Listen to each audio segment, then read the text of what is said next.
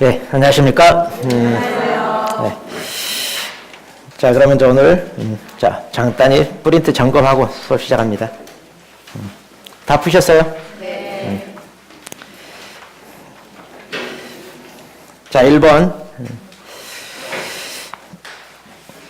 자, 중개인 업무 지역은 원칙적으로 이제 사무소가 있는 곳을 기준으로 시군구가 아니라 특광도죠. 특광도 관할로는. 자, 그래서 1번은 틀렸고, 그 다음에 2번. 그런데 이제 예외로 정보망이 가입하고 이를 이용하여 중개할 때는 그 정보망이 공개된 것이라면 관할 외에도 할 수 있다. 그래서 2번은 맞고, 3번.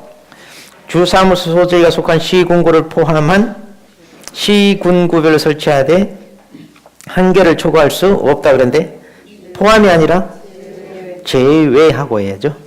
분사무소는 말 안 해도 분사무소인지 알죠? 자, 그래서 포함이 아니라 제외. 이런 게 보여 안 보여? 시험 볼 때 보여요? 이렇게 보여야 돼. 자, 4번.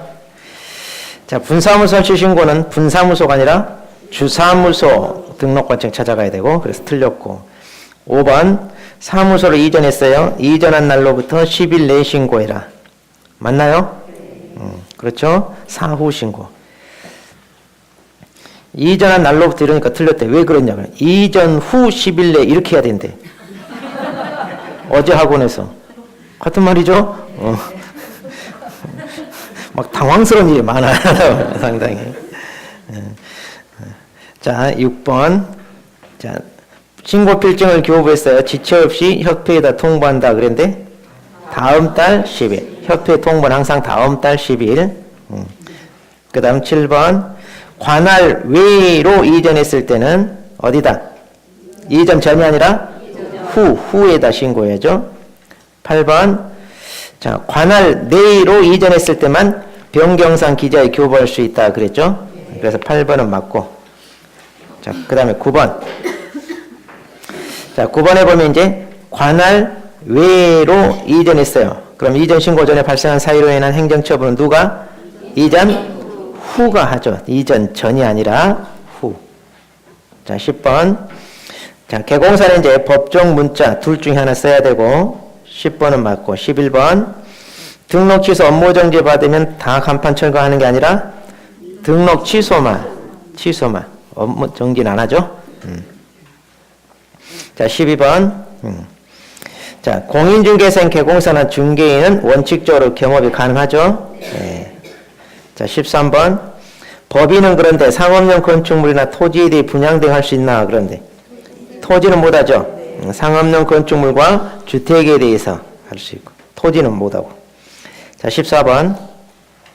자, 주거 이전에 부수된 용역업을 직접 하는 게 아니라 알선을 하는 거고. 자, 그 다음에 15번. 자, 이제 소공사나 보존 이렇게 교육을 받도록 하고 신고를 해야 되는데 10일이 아니라 업무 개시 전까지죠. 종료 신고가 10일 내. 종료 신고가 10일 내고 이것은 업무 개시 전까지. 자, 16번. 양벌 규정에 의해 개공사가 받는 형벌은 맨 마지막 징역형이 아니라 벌금형을 받는 거죠. 벌금. 자, 17번. 자, 휴업은 사무를 초과할 수 없다. 그런데 부득이한 사정이 있으면 초과의 휴업을 할 수 있다. 맞나요? 6월이지, 6월. 3월을 초과하는 것부터 신고하고 6월을 초과할 수 없다. 그래. 꼭 다 맞을 수는 없어 보면 그래. 자, 18번. 자, 폐업 신고 받았어요. 그날로부터 10일 내 통보가 아니라 다음 달 10일까지. 다음 달 10일. 자, 19번. 자, 개공사는 인장 등록을 업무 개시 전까지 해야 되는데 등록 신청할 때 할 수 있고 소공사 같은 고용 신고할 때 같이 할 수 있죠. 네, 자, 19번 맞고. 20번. 인장 변경 등록은 10일이 아니라 7일 내에 7일. 자, 이렇게.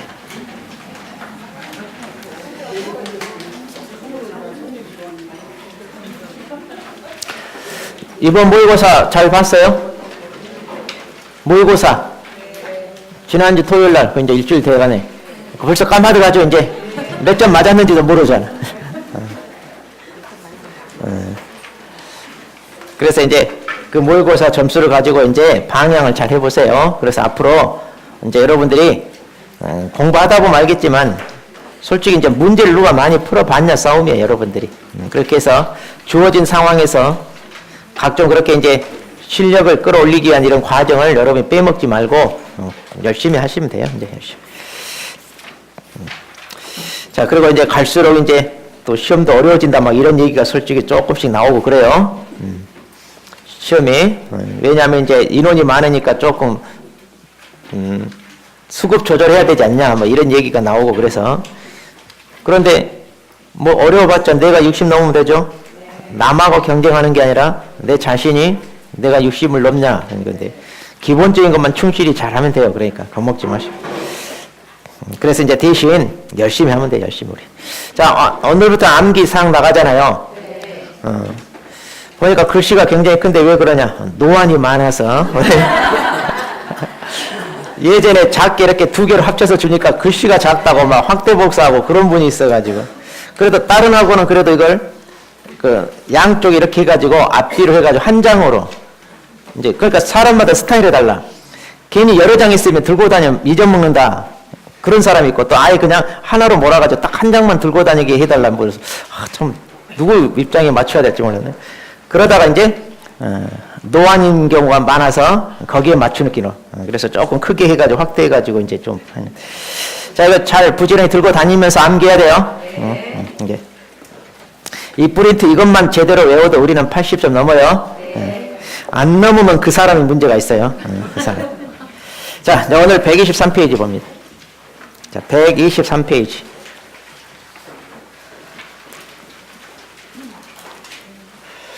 자, 여전히 우리가 이제 지난주하고 이번 주 상당히 중요한 비중이 있는 부분인데 이 내용 자체가 뭐 어렵거나 그런 건 아니에요. 지금 오늘 우리 그 OX 문제 풀어보시면 알겠지만 우리가 교재에다 밑줄 쳐야 될 부분만 제대로 밑줄 치고 그 부분만 알아도 다 맞춰. 근데 이제 문제는 밑줄 자체를 못 쳐, 여전히 막. 자, 그래서 제가 여러분을 무시하는 게 아니라 밑줄을 치더라도 중요한 포인트를 제대로 딱 치는 게 중요한데 그걸 이제 자기 스타일대로 막 하니까 중요한 포인트를 좀 놓치는 것 같아요. 그래서 오늘도 마찬가지 여전히 밑줄 잘 쳐야 돼요. 밑줄 잘 쳐가지고. 어려운 건 없어요. 자, 부동산 거래 정보망. 좀 전에도 나왔죠. 중개인이 정보망에 가입했을 때 여기에 공개된 물건은 특광도 관할 밖에 있는 것도 중개할 수 있다 그랬는데 이 정보망이 뭐냐면 이렇게 인터넷 통신망이 발달하니까 거기에 사이트를 하나 만들어가지고 전국에 있는 개공사들이 회원으로 가입돼. 그래서 이제 자기가 의뢰받은 물건을 여기에 공개를 해요. 그리고 또 이제 물건을 필요한 사람은 여기 들어가 검색을 해. 그래서 물건을 확보한 사람과 필요한 개공사가 서로 협조를 해서 공동으로 중개를 하는 그런 시스템. 요즘 이게 없으면 안 될 정도로 굉장히 요긴하게 많이 활용되고 있습니다. 자, 그러면 이제 정보망인데, 자, 양가로 1번에 첫째 줄 보세요. 거기 중간. 거기 밑줄에서, 거기 보면 중간에 그랬죠. 개공사 상호 간에, 거기 밑줄 하세요.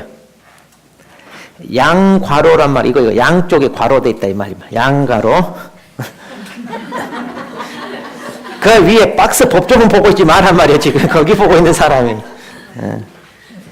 거기 보지 말고, 양괄호 1번에 첫째 줄 중간. 거기 밑줄 하시라. 거기, 뭐라고 돼 있어요? 개공사 상호 간에, 그랬죠? 그러니까 이 말은 개공사들끼리끼리 이용하는 시스템이에요. 그러니까 우리 일반인들이 접속해서 할 수 있는 것도 아니고, 공인중개사들도 안 돼. 오직 개공사들만 여기 가입할 수 있는 거예요. 그러니까 우리 인터넷 이런 데 들어가서 검색하는 거 정보망 아니에요? 다방, 직방 이런 것도 정보망 아니에요? 자, 그래서 여기는 개공사들만 이용하는 시스템이다. 그러면 이제 이 정보망이 어떤 기능을 하느냐 그 밑에 있는데 이런 것들은 시험만 하면 상관없어요. 거기 일본에 보면 일종의 부동산 시장 역할을 한다 그러는데 그렇죠. 물건은 우리가 마트에다 하나 모아가지고 판매를 할 수 있는데 부동산은 한 군데 모을 수 있어요, 없어요? 그 부동성 때문에 안 되잖아요. 그래서 이제 이 정보망에 공개를 하다 보면 여기 다 모여. 전국에 팔려고 나온 물건들이. 그래서 이제 이 정보망 일종의 부동산 시장 기능한다. 이제 이렇게 되는 거죠. 예. 자, 그럼 페이지 넘겨서. 자, 124페이지. 그럼 이제 이렇게 정보망을 가지고 계약이 체결되는 과정이 쭉 나와요. 그러면 이제 거기 중간에 보면 개공사 A와 개공사 B가 이제 말하자면 각각 자기 의뢰인을 받았을 때 둘이 협조해가지고 이제 계약이 체결되는 과정이 쭉 그림으로 설명이 되어 있는데 번호 순서대로 이렇게 쭉 보시면 돼요. 뭐. 그 다음에 이제 그 밑에 4번에 공인중개사법 태도 그랬는데 이것은 뭐 볼 필요 없고요. 그 밑으로 내려옵니다. 이제 거래정보 사업자. 그럼 이 정보망을 운영하는 사람을 거래정보 사업자라고 그래요. 그러면 자, 이 거래정보 사업자는 이제 누가 되느냐 이제 이건데 먼저 거기 양가로 1번의 첫째 줄 국토부 장관은 그랬죠? 거기다 밑줄. 자, 맨 앞에 국토부 장관은 거기다 밑줄 해놓고 그 다음에 하나 둘 셋째 줄 지정할 수 있다. 거기다 밑줄. 맨 앞에 셋째 줄 앞에. 그러니까 거래정보 사업자가 되고 싶어요. 그러면 국토부 장관한테 지정 신청을 해. 그럼 이제 국토부 장관이 지정할 수 있다는데 여기도 하여야 한다. 이렇게 한번 시험에 나온 적 있어요. 국토부 장관이 지정하여야 한다. 근데 이거 반드시 지정해야 되는 게 아니에요. 그러니까 국장이 의무적으로 정보 사업자를 몇 명 이렇게 지정해야 되고 이런 게 아니라 필요해서 지정 신청을 하면 요건을 검토해서 그걸 갖추면 이제 지정을 해준다. 그 얘기예요. 자, 그래서 이제 지정권자가 국장이라는 얘기고. 그런데 이제 국토부 장관도 지정을 받지 않고 운영하는 정보망도 있냐? 있어요, 실은. 왜냐하면 우리 법에 지정을 받지 않고 운영하면 뭔가 처벌한다 이런 규제가 없어요. 그러니까 지정받지 않고 이제 개인적으로 자 몇몇 끼리끼리 모여가지고 만들어서 운영하는. 그러니까 이걸 일명 사설 정보망 그러는데 이런 것들도 많이 있다 이거예요. 자, 그래서 이제 그런 것은 이제 뭐 운영은 할 수는 있습니다. 운영은. 자, 그럼 이제 오른쪽 가서 자 125페이지. 그러면 이제 거기 지정 절차가 있습니다. 자, 항상 이렇게 절차는 그 순서가 어떻게 흘러가는가 이것을 꼭 여러분들이 머릿속에 그 흐름을 잘 정리해놔야 돼. 자, 그래서 이제 정보만도 한 문제 꼬박꼬박 나오니까 이 절차를 놓치지 않도록. 자, 그러면 이제 맨 처음에 자 요건을 자 갖추라 그랬어. 자, 요건을 구비합니다. 그런 다음에 자 지정 신청을 해요. 누구한테? 국토부 장관한테. 그럼 이제 국토부 장관이 검토해서 거기 검토 및 지정서 교부 그랬죠?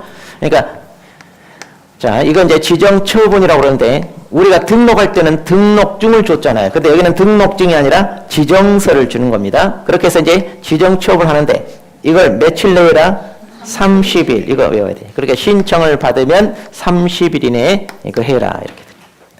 그런 다음에 이제 운영 규정을 만들어 가지고 승인 받으라 이렇게 돼 있어요. 자, 운영 규정. 그러니까 지네들 마음대로 운영하는 게 아니라 어떻게 운영할 건지 그것을 승인 받게 한다는 이유는 감독을 받아라 이 말이에요 지금. 그럼 누구한테 승인 받나요 하면 지정권자가 감독기관이니까 누구한테? 국토부 장관한테 이제 받아라 이렇게 돼. 국토부 장관한테. 그럼 이제 국토부 장관한테 받아야 되는데 이걸 언제까지 받아야 되나요 하면 이거 자 3개월. 자 그래서 지정 처분을 받으면 3개월 내에 승인을 받아야 돼. 자 그리고 나서 이제 본격적으로 정보망 자 설치 자 운영을 합니다. 그런데 이제 이것도 언제까지 해야 돼요 하면 거기 1년 그랬는데 그 화살표 그거 옆에 보니까 언제부터 지정서 교부 거기 돼 있죠. 그러니까 이거 여기서부터 그러니까 여기서부터 이거 자 1년 이렇게. 그러니까 승인 받은 날로부터가 아니에요. 이거 조심해야 돼요. 승인 받은 날로부터가 아니라 지정 받은 날로부터요. 자, 정보망에서 한 문제 꼬박꼬박 나오는데 여기서 나오는 게 지금까지 출제된 게 한 70~80%가 여기서 나와요. 맨 숫자 이거. 자, 그럼 여러분이 숫자만 외울 게 아니라 여기서 중요한 게 뭐냐면 기산점. 신청을 받으면 30일이고 처분 받으면 3개월이에요.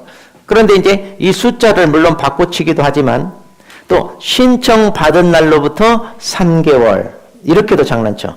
그러니까 이런 것들 다 놓치면 안 된다는 얘기. 네. 자, 또 이제 여기도 승인받은 날로부터 1년 이런 식으로. 그러니까 대부분 여기서 나오니까 정리를 잘해. 자, 그럼 이제 중간중간에 이제 삽입되는 내용을 하나 봅시다. 자, 125ペ 이제 그 밑에. 자, 이제 지정 요건. 자. 그럼 이제 법에서 갖추라는 요건이 몇 개냐? 거기 기역, 니은, 디귿, 리을, 미음 5개죠. 그러니까 이것도 오지선다 내기 좋아요. 자, 첫 번째 기역. 전기통신사업법 규정에 의한 부가통신사업자일 것 그랬어요. 자, 여기서 부가통신사업자라는 얘기는 일종의 이제 컴퓨터 통신사업자를 얘기하는 건데, 이 정보망을 하려면 인터넷상에서 사이트를 하나 만든 거니까 먼저 부가통신사업자로 사업자 등록을 받은 자여야만 된다. 그러니까 이제 일종의 전제 조건이에요. 전제 조건. 자, 그런데 이 부가통신사업자는 개인 사업자도 있고 법인 사업자도 있어요. 자, 그런데 거기 기억의 둘째 줄 법인 옆에 가로 열고 작은 글씨로 중개법인 제외 그랬죠? 거기다 밑줄. 이 말은 중개법인은 할 수 있다 없다? 없어요. 그러니까 우리가 말하는 법인은 일반 법인 얘기하는 거지 중개법인은 아니다 그 말이에요 지금. 그러면 자, 왜 안 됩니까 하면 중개법인. 지난주에 했잖아요. 겸업 위반이 돼. 중개법인 우리 법 제14조에서 인정한 6개 그것밖에 안 되는데 그 6개 이거 들어가 안 들어가? 안 들어. 그래서 못 해. 자, 개인인 개공사는 할 수 있어요 없어요 그럼? 있어요? 법인은 못 해. 개인은 원래 겸업 제한이 없잖아요. 자, 그러니까 개인인 개공사는 정보사업자 할 수 있는데 법인인 개공사는 정보사업자 못 해요. 그럼 이제 시험 문제가 이렇게 나오면 좋을 텐데 시험 문제는 이렇게 나와. 개업 공인중개사는 거래정보사업자 할 수 있다 없다 하면 있다도 틀렸고 없다도 틀렸고. 왜? 방금 했잖아요. 개인은 하는데 법인은 못한다고 그랬잖아요. 그러니까 그냥 이걸 묶어가지고 개공사는 할 수 있다 그러면 틀렸잖아요. 법인은 못하니까. 할 수 없다 그래도 틀렸어. 왜? 개인은 할 수 있으니까. 그러니까 이제 이런 거 조심해야 돼 우리가. 여러분이 잘 틀리는 게 이거예요. 이렇게 묶어서 물어보는 거. 자, 그 다음 두 번째. 정보망 가입 이용 신청을 한 사람들이 이제 회원이겠죠. 그럼 이 회원이 누구냐? 그 옆에 밑줄 개공사입니다. 자, 여기에 회원으로 가입하는 건 누구다? 개공사. 그럼 이제 이 숫자 또 체크해야 돼, 그 옆에. 그럼 이 회원 개공사를 전국적으로 500명 이상인데 일단 2개 이상의 특광도에서 각각 30명 이상은 뽑아라 이렇게 돼 있어요. 자, 그래서 거기 체크해야 돼. 전국적으로 500명 이상. 그런데 2개 이상의 특광도에서 각각 30명 이상 이렇게 체크. 그 다음에 이제 정보처리기사 1명 이상 확보해야 하는데 정보처리기사가 이제 컴퓨터 다루는 기술자, 인터넷 사이트에서 하는 거라 필요하고. 그 다음 공인중개사 1명 이상인데 자, 이때 공인중개사는 이제 직원입니다. 직원. 그 왜 공인중개사냐? 정보망이 하는 일이 개공사들로부터 중개대상물 공개 의뢰받아 이거 공개하는 거니까 중개대상물이 뭔지 아는 사람이 필요하다 이 말이에요. 조심할 것은 여기 공인중개사 1명이지 또 이걸 갖다 말장난해서 개공사 1명 이상 이렇게 장난쳐. 그럼 또 껍벅 넘어가. 자, 그냥 공인중개사 자격 있는 사람. 그리고 이제 마지막으로 정보망 가입자가 이용하는 데 지장이 없는 정도로서 국장이 정하는 용량 및 성능을 갖춘 컴퓨터 설비를 확보해라. 그러니까 이제 자, 전국적으로 500명이라고 했는데 실은 전국에 있는 개공사들이 대부분 가입하니까 한 적어도 10만 명 가까이가 되잖아요. 이 사람들이 가입해서 이용하려면 어느 정도 용량과 성능을 갖춰라. 지금 그 얘기입니다. 자, 이렇게 해서 이제 이 요건이 몇 개냐? 5개. 자, 이거 다 알아놔야 돼. 이거 시험에 잘 나와, 이거. 요건 5개.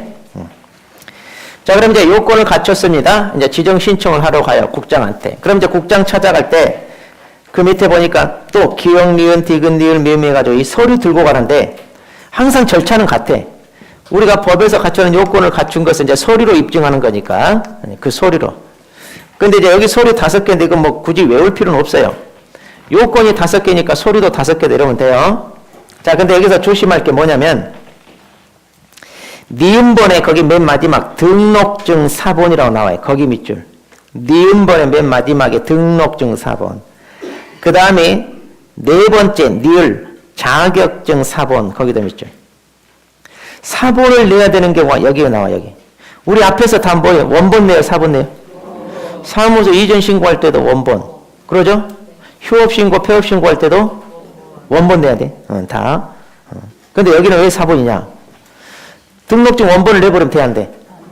사무소에다 개공사들이 걸어놔야 되는데 원본 내버리면 안 되죠?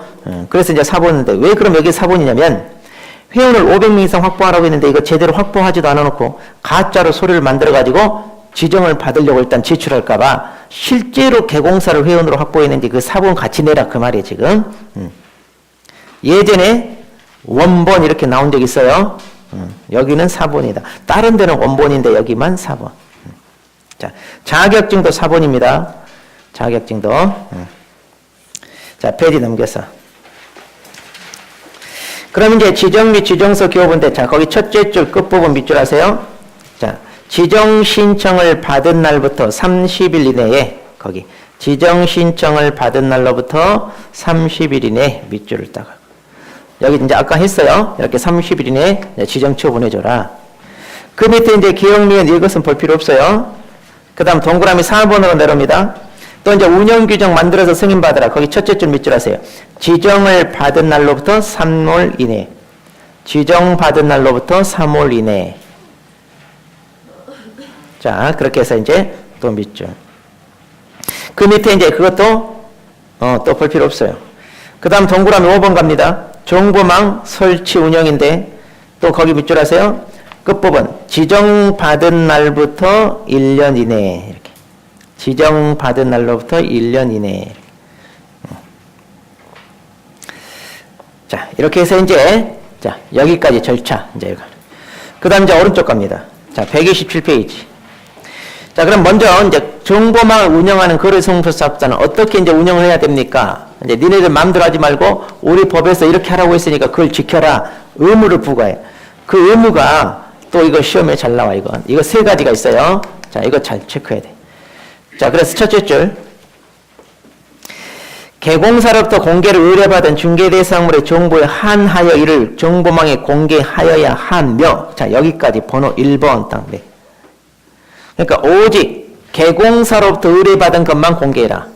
왜냐? 개공사가 여기 회원으로 가입되는 사람들이니까 개공사들 상대해야 돼요. 그래서 이것에 한하여 공개해야지 물건을 직접 팔겠다는 사람한테 그거 그대로 가져와다 공개한다든가 아니면 뭐 벼룩신문 교차로 이런 데 광고하는 걸 갖다가 자기가 무단으로 와서 공개한다든가 이런 식으로 하면 안 돼요. 두 번째, 의뢰받은 내용과 다르게 공개하지 마라. 거기 밑줄하고 2번 둘째 줄에. 그 다음에 셋째 줄에 개공사에 따라 정보가 차별적으로 공개되도록 안 된다. 자, 개공사가 공개해달라는 그대로 해야지 이것을 다르게 공개하면 되냐? 안 된다. 또 개공사에 따라 이거 차별 공개하면 되냐? 이것도 안 된다. 이렇게 돼요. 자, 이렇게 해서 이제 이 세 가지 지켜야 돼. 세 가지. 그러니까 사업자가 운영상 부담해야 될 의무. 그러면 그 밑에 이제 개공사는 그 의무라고 했는데 무슨 의무냐? 그러면 개공사가 이제 이 정보망에 가입해서 이걸 이용하는데 그러면 이용상 의무란 얘기예요. 개공사는 이걸 어떻게 이용할 거냐? 이제 이용상 의무인데 자, 이게 이제 두 가지가 있어요. 거기 이제 첫째 줄에 보니까 자, 쭉 가서 끝부분에 정보를 거짓으로 공개해서는 안 된다. 거기 밑줄 치고 1번. 그 다음 둘째 줄. 당해 중개대상물 거래가 완성된 때에는 지체 없이 이를 거래정보사업자에게 통지해줘라. 자, 거짓으로 공개하지 말고 그 다음에 이제 거래가 이루어졌다면 거래가 이루어졌던 사실을 지체 없이 통보해줘라 해가지고. 자, 이거 이제 두 개 지켜줘야 된다. 자, 이렇게 해서 해주고. 그 다음에 이제 제재. 자, 그러면 이제 똑바로 운영을 안 했을 때 이제 제재인데, 이제 시험은 자, 이 절차 여기서 나오거나 제재에서 나오거나 그래요. 그러니까 이제 이 제재도 또 특히 잘 봐야 돼. 자, 먼저 지정 취소라는 게 있는데, 자, 이렇게 지정을 해줬어요. 근데 법을 어겨. 그러면 이제 이 지정을 뭐 하겠다? 이제 취소하겠다. 이제 이건데, 자, 지정 취소는 그럼 누가 합니까? 그 맨 앞에 밑줄. 국토부 장관. 그러니까 이제 지정권자가 취소권자도 된다. 그 말이에요. 자, 그 다음에 첫째 줄 쭉 가서 끝부분, 첫째 줄 끝부분. 지정을 취소할 수 있다. 밑줄. 특히 이거 시험에 잘 나와요. 이상하게 여기서 이거 장난 잘 쳐. 취소하여야 한다. 이렇게 여러 번 나왔어요. 여러 번. 자, 하여야 한다가 아니라 뭐다? 할 수 있다. 아하, 그러니까 지정 취소는 기속이 아니라 재량 처분이 재량. 그러니까 걸리기만 하면 반드시 처분하는 게 아니라 그 이제 위반의 경중에 따라 취소할 수도 있고 안 할 수도 있고. 자, 그래서 이제 자, 그리고 이제 그 밑에 이제 취소 사유가 기왕, 니은, 디귿, 니은, 미음 5개입니다. 5개니까 이것도 오지선다 내기 좋아요. 자, 그래서 또 체크해서 또 외워야 돼. 자, 우리가. 자, 첫 번째. 거짓 그 밖에 부정한 방법으로 지정을 받았다. 뭐, 당연히 취소할 만한데. 자, 맨 앞에 거짓의 거자. 자, 거짓의 거자. 그 다음에 두 번째. 운영규정 아까 제정했으면 승인받으라 그랬는데 안 받고 나중에 운영규정을 변경합니다. 그럼 또 승인받아야 돼요. 근데 그것도 안 했고 또 운영규정대로 운영해야지 그걸 위반해 운영한다. 자, 이렇게 운영규정과 관련해서 어기면 다 뭐다? 취소 사유란 얘기죠. 자, 맨 앞에 운영규정의 운영의 영자에다 동그라미. 영자. 자, 영자. 그 다음 디귿에 보면 이제 디귿이 뭐냐면 아까 이거 개공사로 들여받은 것만 공개해라. 다르게 하지 마라. 차별 공개하지 마라. 그러니까 디귿은 거기 말이 엄청 많으니까 그걸 하지 말고 그 셋째 줄 끝부분에 여백 있잖아요. 그 공개한 경우에 가지고 그 끝에다가 뭐라고 쓰냐면 괄호 열고 의무 위반 그냥 간단하게 이렇게 써버리세요. 의무 위반. 그러니까 이 세 가지가 의무인데 이거 하나라도 어기면 이제 의무 위반인데 그래놓고 의무의 의자에다 동그라미 간단하게. 그 다음 네 번째. 정당한 사유 없이 지정받은 날로부터 1년 내에 설치 운영을 했다. 자, 맨 앞에 정당한의 정자. 그 다음 개인인 사업자가 사망하거나 법인인 사업자가 해산했다. 뭐 더 이상 할 사람 없죠? 또 계속적인 운영이 불가능하다 그러는데 자, 거기 사망의 사자에다 딱 사망의 사자. 그러면 자, 순서대로 거, 영, 의, 정사 이렇게 했죠. 거영의 정사. 자, 이제 5개. 그 다음에 이제 그 밑에 또 500만 원 이하 과태료도 있어요. 자, 500만 원 이하 과태료. 여기는 이제 두 가지인데, 자, 페이지 넘겨봐요. 거기 보면 이제 기업. 자, 첫 번째 운영규정이 또 나오네. 자, 기업의 운영규정의 영자에다 동그라미. 운영규정 영자. 그 다음에 니은번은요. 거래정보사업자 감독상 명령 위반한 내용이죠. 자, 감독의 감자의 동그라미. 감독의 감자. 그러니까 이제 운영규정 위반과 감독상 명령 위반 이렇게 동그라미에서. 그래가지고 영감님 500만 원 내세요. 이렇게. 영감님 500만 원 내세요. 그럼 이제 우리 중개사법에서 영감님 하면 누구를 가리킨다? 누구? 거래정보 사업자라고 해야 돼. 이거 뭐 국장 그러는데 뭔 국장이 영감이야. 국장이 무슨 과태료를 내냐고. 영감님 하면 누구다? 거래정보 사업자. 그렇게 기억하면 돼. 그 다음에 또 3번에 1년 이하 1,000만 원 이하입니다. 이제 형벌 얻어맞는 경우인데 그게 또 뭐냐? 이것도 의무 위반이에요. 의무 위반. 자, 그러니까 그럼 밑줄 치고는 할 필요 없이 제목 옆에 1년 이하 1,000만 원 이하 벌금 그랬죠? 바로 그 제목 옆에다가 가로 열고 의무 위반 이렇게 쓰세요. 의무 위반. 자, 의무 위반. 그러면 자, 이제 잘 보세요. 여기 의무 위반은 이거는 지정 취소도 되고 지정 취소 그리고 1년 1천 형벌까지 얻어맞는 거예요. 자, 그러니까 아까 여기 자, 지정 취소 사유 5개 썼죠? 자, 여기 다시 앞으로 돌아와서 127페이지. 127페이지 거형의 정사해가지고 여기 두 번째 운영규정 옆에다가 자, 운영규정 옆에다가 이거 500만 원 이하 과태료 평가되니까 쓰세요. 두 번째 옆에다가. 그리고 세 번째 의무 위반 여기다는 1년 이하 1,000만 원 이하 이것도 쓰세요. 즉 병과가 된다는 얘기예요. 이거는 병과. 그래서 이 두 개는 특히 신경 써서 외워야 돼. 이왕이면 번호 왼쪽 여백에다 써야 한눈에 딱 띄고 좋아요. 저기 뒤쪽 구석에다 써버리면 눈에 안 띄어. 그래서 왼쪽 여백에다 써야 딱 눈에 띄어요.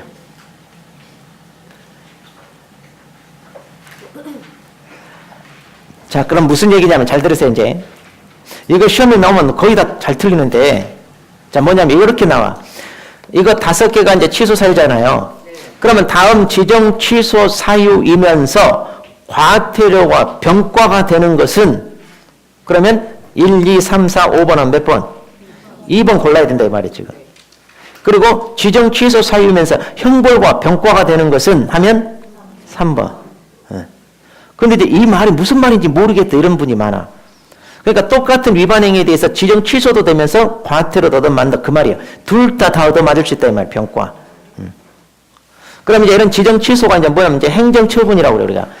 행정처분 사유이면서 과태료도 병과가 되는 것은 그러면 뭘 골라야 되는지 알겠어요? 이거 지정 취소를 뭐라고 하면 행정처분이라고 우리가. 등록 취소, 업무 정지, 자격 취소, 자격 정지 이런 걸 행정처분이라고 그래요.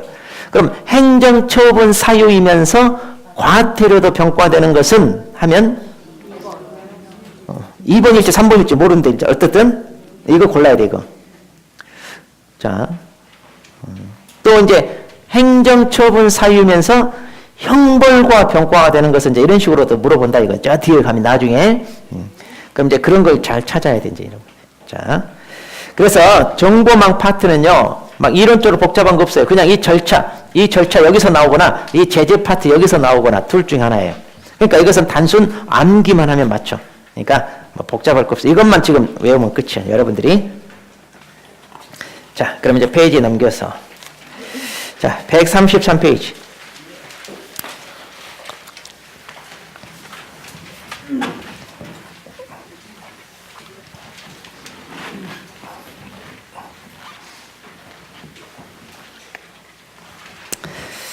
자, 이제 의무 파트 보겠습니다. 자, 이제 여기서도 상당히 출제 비중이 높은 부분이고 중요합니다. 그런데 여러분들이요, 자, 지금 여기 의무라고 그랬잖아요. 이 의무가 뭐냐면 실질적으로 여러분들이 나중에 사무실 개업해가지고 중개업을 합니다. 그랬을 때 의뢰인에게 어떻게 일처리해야 되느냐, 거기와 관련된 내용이에요. 그러니까 여기서 다루는 내용은 여러분들이 시험 대비용으로도 물론 당연히 열심히 해야 되겠지만 막상 개업을 했을 때 맨날 분쟁이 발생하고 싸우는 게 다 이것 때문에 그래요. 그러니까 이 내용은 어설프게 하면 안 돼. 제대로 공부해가지고 나중에 개업했을 때 사고 안 치려면 이것대로 잘 지켜야 돼요. 여러분. 맨날 여기 분쟁이 발생해가지고 저한테 상담 전화 오는 게 대부분 다 이거 똑바로 안 한 거예요. 자, 그러니까 이거 제대로 알아야 돼요, 여러분들이. 다른 내용은 솔직히 이제 우리가 직접적으로 의뢰인과 부딪히는 게 아니에요. 행정청, 그러니까 구청하고 우리가 관계지 의뢰인과의 관계가 아니에요. 근데 여기서는 다 의뢰인과 부딪히는 거니까 이 내용은 잘해야 돼요, 여러분들이. 이 내용. 자, 그러면 이제 의무는 뭐냐? 이제 우리가 일 처리할 때 어떻게 이제 해야 되느냐? 이건데, 자, 여기서 이제 다루고 있는 내용도 많아요. 그러면 이제 논점을 또 밑줄을 제대로 하나씩 잘 쳐가지고 이제 우리가 정리해야 되는데, 자, 첫 번째, 먼저 제1절 기본적 윤리 의무다. 자, 이제 기본 윤리 의무다. 이제 이건데,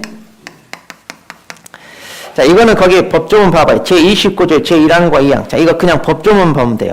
자, 이 법조문 내용을 그 페이지 넘기면 쭉 설명해 놨는데 그 설명해 놓은 거 볼 필요 없이 법조문의 논점 다 있어. 그냥 법조문만 가지고. 자, 그럼 먼저 첫 번째 기본 윤리 의무다. 보통 이제 우리가 윤리 도덕은 법으로까지 규제해서 강제하는 게 아니라 우리 양심과 도덕에 맡기는 편인데 우리는 그게 아니라 법조문에까지 규제가 되어 있습니다. 지금.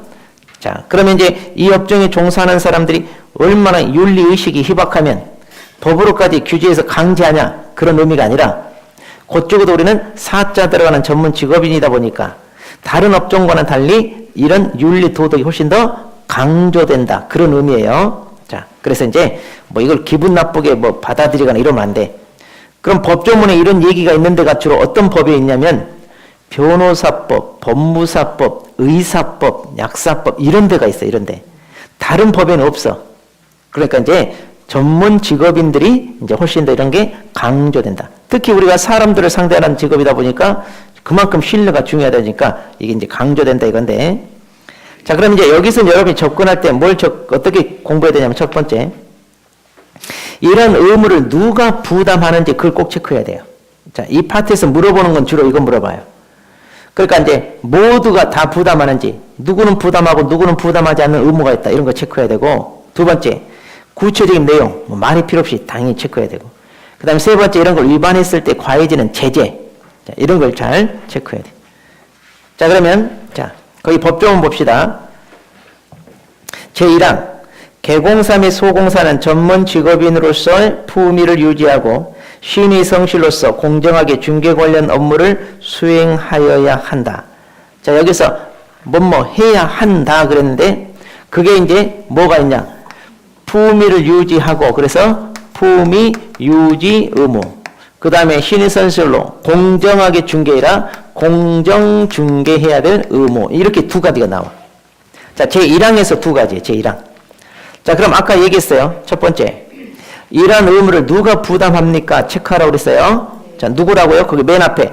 개공사 및 소공사. 거기에다 괄호를 딱 치세요. 괄호를. 개공사 및 소공사의 괄호를 딱 치고. 그럼 이제 여기서 우리가 알 수 있는 거. 보조는 들어간다, 안 들어간다? 네. 자, 그러니까 보조는 지금 품위 유지, 공정 중개 의무가 있다, 없다? 없어요. 우리 법적인 의무 부담자가 아니에요. 왜냐? 중개 업무를 담당하지 않으니까. 그러니까 개공사와 소공사는 중개 업무를 할 수 있으니까 이런 걸 부담하는데 보조는 없어요. 자, 그러면 보조는 사무실에서 일하면서 품위 유지 의무 지켜야 돼요? 안 지켜도 돼요? 하면? 지켜야 돼요. 그래도 품위 지키는 것은 법으로 이렇게 의무라고 해서 지키고 그렇지 않으면 안 지키고 그게 아니죠. 말 안 해도 지켜야 돼요. 마찬가지, 우리도 마찬가지고. 자, 그런데 이제 개공사와 소공사는 이게 더 강조된다 그 말이에요. 자, 그래서 이제 개공사, 소공사가 부담하는 부분인데 그러면 구체적으로 이제 그 내용.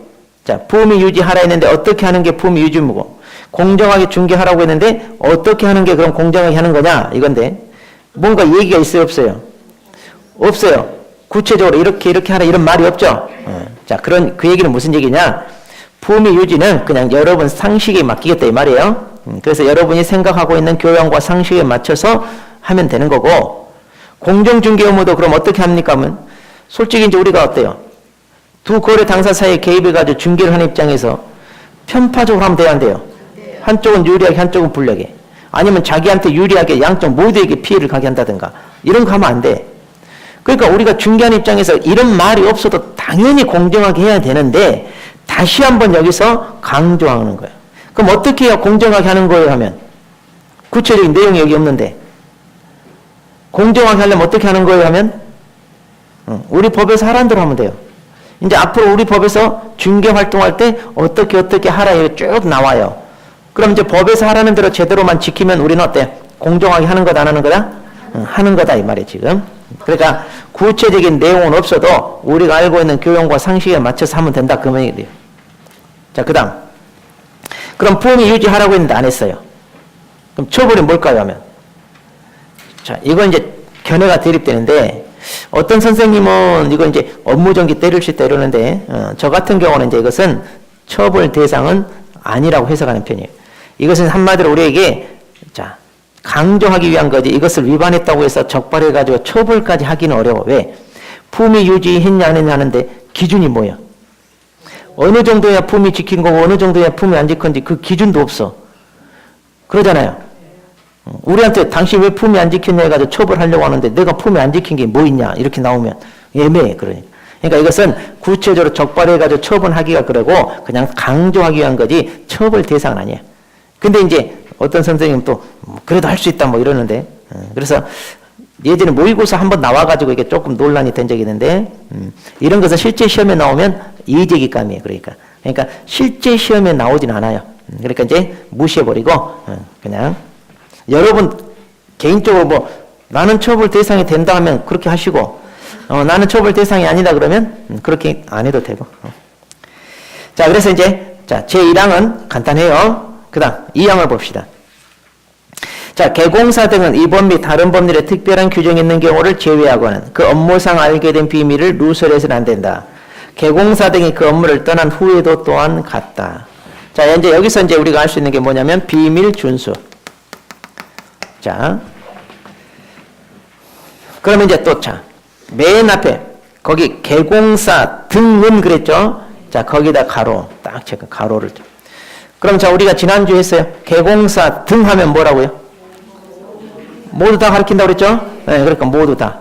그래서 이제 여기는 개공사뿐만 아니라 소공사, 보조원, 법인의 사원, 임원, 분사원 책임자 다 가르친다. 자, 그러면 지난주 우리가 개공사 등 모두에게 적용되는 규정, 우리 중개사법 통틀어 5가지 있다고 그랬어요. 자, 어떻게 암기했어, 우리? 오늘 프린트 9번 봐봐요. 오늘 프린트 암기상 9번에. 프린트 암기상 9번에 봐봐, 9번. 뭐예요? 이중 금지 예방 비결. 거기 돼 있죠? 거기 뭐예요? B가 뭐예요? 비밀준 나오잖아요. 자, 그러니까 이제 앞으로 우리가 암기해야 될 거 여기 다 있어요, 지금. 그러니까 부지런히 이거 들고 다니면서 외우게 돼. 자, 그래서 개공사 등 모두에게 적용되는 규정 5개 중에 이거 들어가요. 다 지켜야 돼. 왜냐? 보조원도 개공사가 의뢰인하고 상담하면서 옆에서 앉아가지고 그 얘기 들을 수 있어, 없어? 있으니까 비밀 지키는 건 똑같이 지켜줘라 이 말이에요, 지금. 자, 그 다음. 이 법 및 다른 법률에 특별한 규정이 있는 경우를 제외하고는 그랬죠? 자, 제외라는 말에 동그라미를 딱 치세요. 그러면 뭐냐? 예외가 있다, 없다? 예외가 있다는 얘기예요, 예외가. 자, 그럼 여기서 예외가 있다는 얘기는 뭐냐? 이 법은 우리 중개사법이고, 다른 법률이 이제 다른 법률인데, 자, 우리 중개사법에서 얘기를 할 수밖에 없는 상황이 벌어집니다. 주로 이제 조금 이따 배울 텐데 확인 설명 의무가 있어, 또 우리한테. 그러면 이제 한쪽은 비밀 지켜라, 한쪽은 얘기를 해줘야 된다. 동시에 두 가지를 할 수 없는 이런 상황. 그럼 둘 중에 하나를 할 수밖에 없어요? 그때는 뭐가 우선이다? 확인 설명이 우선이면 그때는 얘기해 준다 하더라도 비밀 준수 위반이 아니다 이 말이에요. 자, 그러니까 이제 이때 비밀은 주로 물건에 대한 비밀이 아니에요. 왜냐면 물건에 대한 중대한 하자가 결함이 있어. 매도인은 이걸 상대방이 하면 안 산다고 하니까 숨기고 싶어요. 근데 우리가 중개할 때 매수인한테 이런 하자 결함이 있으면 이걸 조사해가지고 설명해 줘야 돼. 그러면 어때요 이거? 비밀 준수가 우선입니까?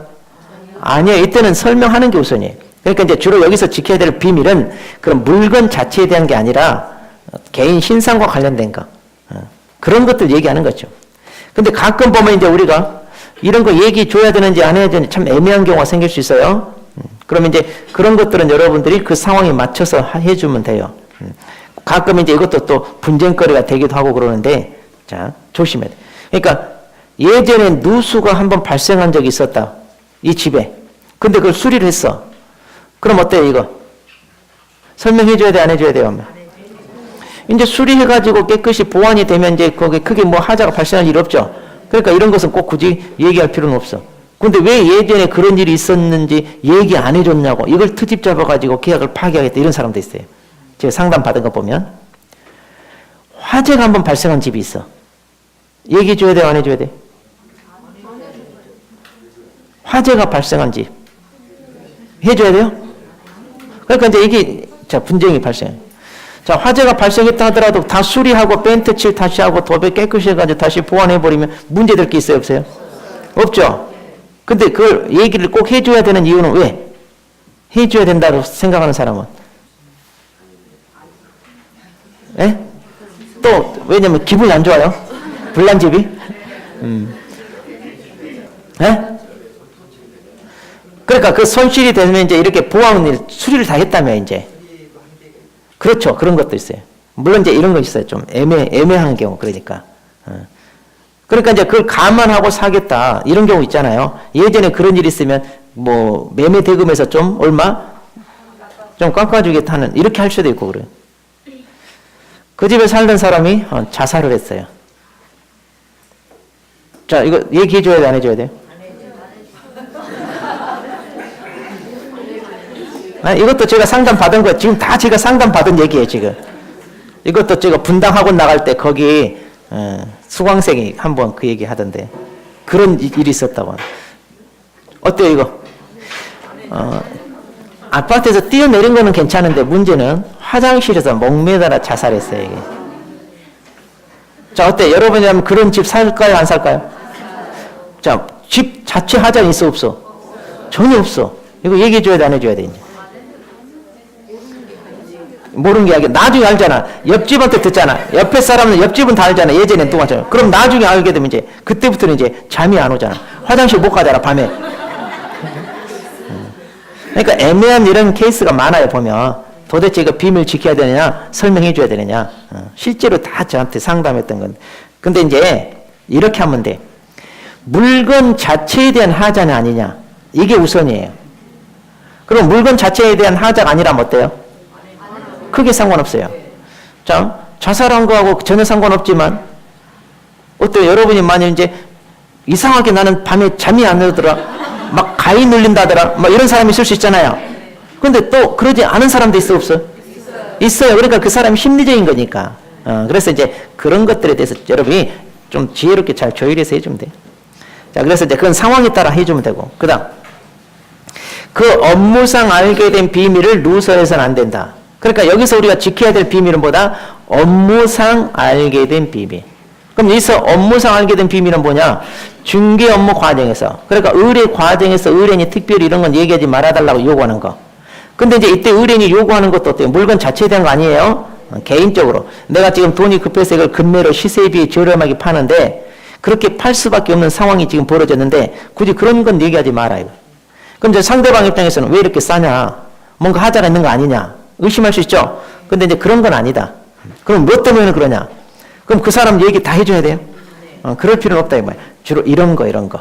자, 그래서 업무상 알게 된 비밀. 우연히 동네 사람한테 들은 거는 그런 것까지 얘기 지켜야 돼요? 그런 건 아니에요. 우연히 동네 사람한테 들은 얘기는 뭐예요? 동네 이미 소문 나 있다는 얘기죠? 본인만 맨 나중에 한 거야, 그거는. 그 다음에 마지막, 개공사 등이 그 업무를 떠난 후에도 또한 같다. 떠난 후에도 여전히 지키라 이 말이죠. 그러니까 폐업을 했어요. 사표 쓰고 나왔어요. 그래도 지키라 이거예요. 언제까지? 죽을 때까지. 몇 년 내 이런 거 없어요? 죽을 때. 상당히 부담스러운 업무다. 그러니까 비밀 준수 중요합니다. 우리 전문직. 자, 그럼 페이지 넘겨서 135페이지로 갑니다. 자, 135페이지로 가면 이제 방금 했던 거 설명이 1, 2, 3, 4 있는데 4번을 가서 제재 한번 보세요. 제재. 이건 제재가 있어요. 아까 품위 유지나 공정중개는 그런데 이거는 첫째 줄 끝부분 1년 1천 밑줄. 4번. 양가로 4번의 첫째 줄 1년 1천에 상당히 처벌 무거워요. 그런데 또 마지막 줄에 반의사 불벌죄에 해당한다 밑줄. 마지막 반의사 불벌죄. 이게 또 중요해. 우리 법 통틀어 유일하게 이것만 반의사. 자, 반의사 불벌죄란 말은 많거든. 의사에 반하여 불벌. 그러니까 뭐야? 벌하지 않는다. 그러니까 1년 1천으로 처벌해야 되는데 피해자가 그냥 그 개공사 처벌하지 말아주세요. 그러면 처벌한다 안 한다? 안 한다 그 말이. 그러니까 처벌이 되냐 안 되냐는 의뢰인한테 달려있어. 자, 이걸 반의사 불벌죄라고 그래. 통틀어 유일하게 이것만. 자, 그 다음에 왼쪽. 자, 134페이지. 왼쪽 페이지 오세요. 자, 왼쪽 페이지 보면 거기 중간에 2번 선량한 관리자의 주의무라고 돼 있어요. 자, 이제 이거 잘 들어야 돼. 선량한 거. 간단하게 성관주의 의무라고 그래. 성관주의 의무. 자, 지금 여기 의무라고 돼 있는데 방금 우리 읽었던 29조 법조문 제1항 제2항에 이건 나와요 안 나와요? 안 나오잖아요. 1항에는 품위 유지와 공정중개 의무가 있고 2항에 비밀준수 의무 있고 이건 없었잖아요. 근데 왜 느닷없이 이거 의무라고 튀어나오냐 이거예요.